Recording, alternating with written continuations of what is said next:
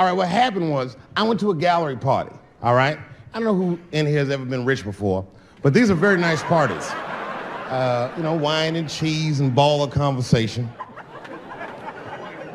And there was a few eccentric types, one of which was a very wealthy man that happened to be wearing a dress. I don't know what you call him, this is a tranny or drag queen perhaps. Whatever it was definitely a man. And this man was definitely on drugs. I don't know what kind of drugs he's on, but I knew he had too much.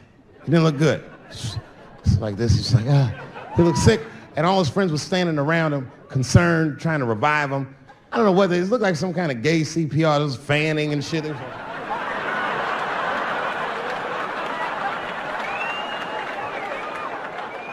I saw all this from a distance. Now, I should have minded my own business, but I got curious. I was like, oh. And I went over there. All I said, excuse me, gentlemen, is he okay? And then they looked at me like I was evil. She is fine. I said, word? Oh. I'm sorry, I didn't know this is what we were doing. Here's my thing. I would support anybody's right to be whoever they feel like they are inside. I'm your ally in that. However, my question is, to what degree do I have to participate in your self-image? Is it fair that I have to change my whole pronoun game up for this motherfucker? That didn't make sense. Seriously. If I put on an Argyle sweater and I'm like, hey everybody, I feel like a white guy in this sweater and I want some goddamn respect and a bank loan. That's not gonna work. Give a fuck how I feel. Why should I give a fuck how you feel? Nigger is a pronoun. But there was no time for philosophical debate. This was an emergency situation. I said, fine. Sorry, guys. I was just worried because she looks terrible. And she just fell off the bench. Appears that her dick is popping out of her dress. You mind if I call an ambulance, champ? I'd rather not be at a party where a tranny ODs. There's too many questions to answer.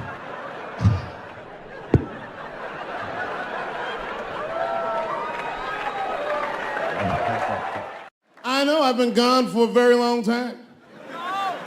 And unbeknownst to you, it was a difficult 10 years. I'm not going to take you through all the agony I've been through, but it was tough.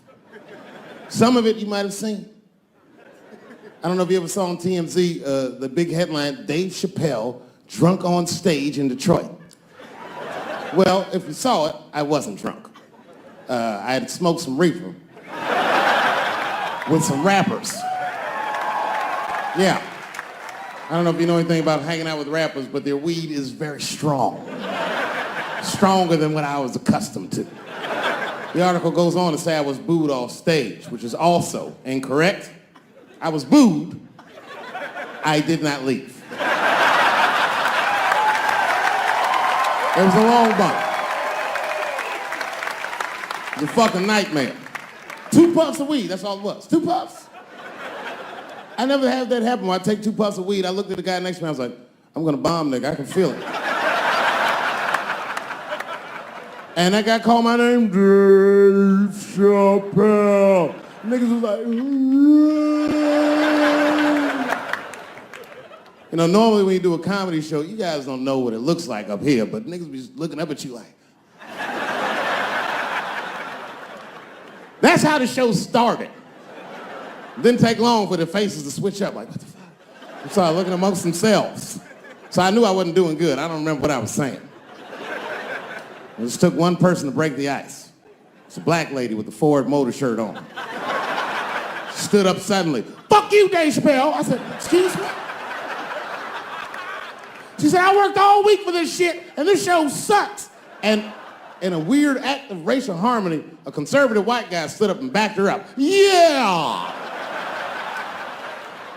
The whole crowd band together and started chanting, we want our money back. We want our money back. I said, oh shit. I snapped out of it.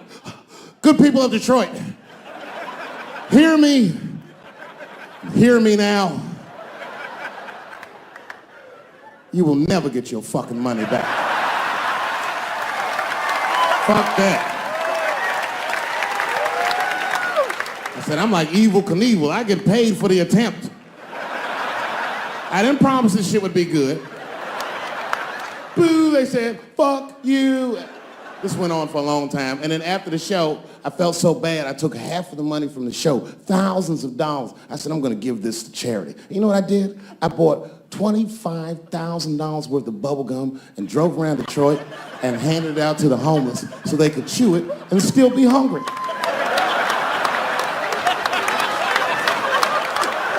I was very mad at Detroit that night. Because not only did I bomb, nigga, I had to go back to the very same room the next night and do it all over again. Fucking nightmare. That would be like if you were having sex with a woman and for some reason, this would never happen, but for some reason, she had a mouse trap in her pussy. You get caught in the trap. And then you gotta fuck her again tomorrow night. I'd still do it, but you know, I'd be careful the next time. The old mouse trap in the pussy trick, eh? Fool me once. I'm scared to death of these police. I am, nigga. I got a police scanner. First money I got, this is the first shit I went out, bought me a police scanner. I just listen to these motherfuckers before I go out, just to make sure everything's cool. You hear shit on it. Calling all cars, be on the lookout for a black male between 4'7" and 6'8". Staying in the crib tonight, fuck that. Gotta work on that alibi for a minute. Every black person needs an alibi. I do them impromptu joints. If I'm by myself and need out, I'll just open up the windows in the apartment, turn all the lights on, start beating off right in the window. Look at me. Hey, everybody, look, it's me, Dave Chappelle. I'm crazy, I'm jerking off. Note the time, motherfuckers. It's 2:35. Look at me, I'm jerking off in the window, 2:35. Comedian Dave Chappelle, it's June 10th. Note the time.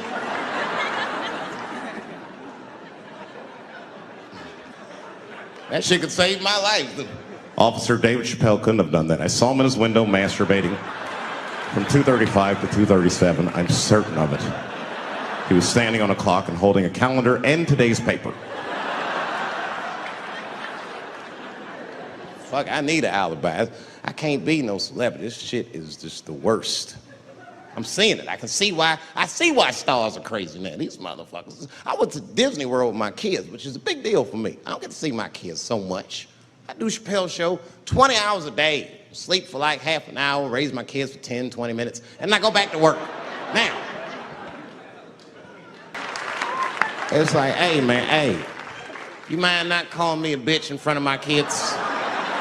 Time out, motherfucker. We take a day off. Even Mickey Mouse did it. I said, this is the most unprofessional shit I have ever seen in my life. Rick James, bitch. Oh, I was fed up. I caught that motherfucker with an uppercut. Bop! Knocked his head clean off. Everybody was screaming. Oh my God, oh my God. Mickey Mouse is Mexican. But we've already been through it, like Michael Jackson. Remember when they said all that shit about Michael Jackson? They never proved anything till his dying day, but they said that he did some very heinous things. And one time I watched a documentary about it. They were talking about all the shit Michael Jackson allegedly did. And as they were saying all these allegations, they started showing pictures of his home, the Neverland Ranch. You ever seen Michael Jackson's house on television? Well, the short of it is, there's a lot of things for kids to do with that place.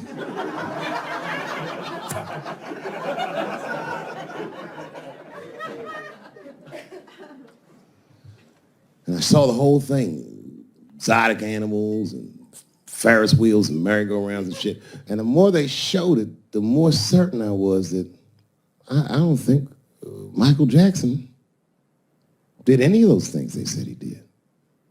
His house didn't look sexual. It looked like he was flossing on those motherfuckers. It didn't look like he was trying to fuck kids. It looked like he's just trying to impress them. Like, this nigga's Jay-Z for kids. Like, he's just walking through his house. This is my cotton candy machine. It makes 3 tons of cotton candy a day. You know, all the cotton candy you want. This closet is filled with nothing but custom-made karate slippers. Isn't that cool?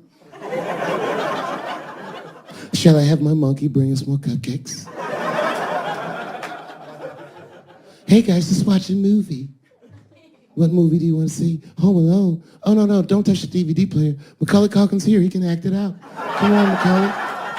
Act out Home Alone for my guests. And them kids was like, man, you are all right, mister. This is fantastic, man. We had you all wrong. All wrong? What? I don't understand. What do you mean?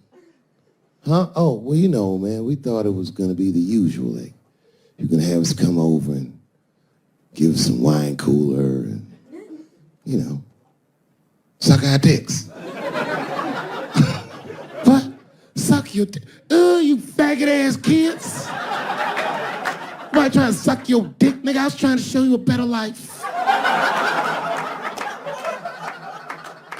Bubbles, get these kids the fuck out of my house. You're just like everyone else. Hollywood is no place for moral absolutism. You know what I mean? We must never forget that R. Kelly peed on a 15-year-old girl. And he also wrote, I Believe I Can Fly. Same guy, same lifetime. If I showed you that video of him peeing on that girl and scored it to I Believe I Can Fly, he'd be torn. I used to think that I could not go on. You would know how to feel. If I can see it.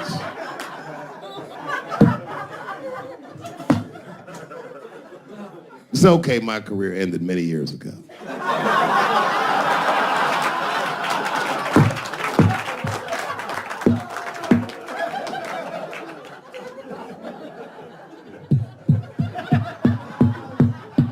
She's just like, you need to stop doing that. And then I tried to change the subject. I go, how is school going, boys? And my sons tell me, well, we didn't have school today, technically. I'm like, well, what's going on? He said, well, there was like a school shooting drill. I never heard of this. You know what this is? They have drills that they make kids do where they practice what to do if somebody comes to shoot up their school. I'd never heard that before. I was like, what the fuck? Then I had to tell my sons the truth. I didn't want to tell them this shit. Son, listen to me. Fuck that drill. If somebody comes to your school and wants to shoot it up, I'm just gonna be honest with you. You probably gonna get shot, nigga. I'm just being real. You got a famous dad. I talk a lot of shit. They're gonna be gunning for you, little buddy. Just stay low and run in a zigzag pattern and don't try to save anybody, son. Do you understand me?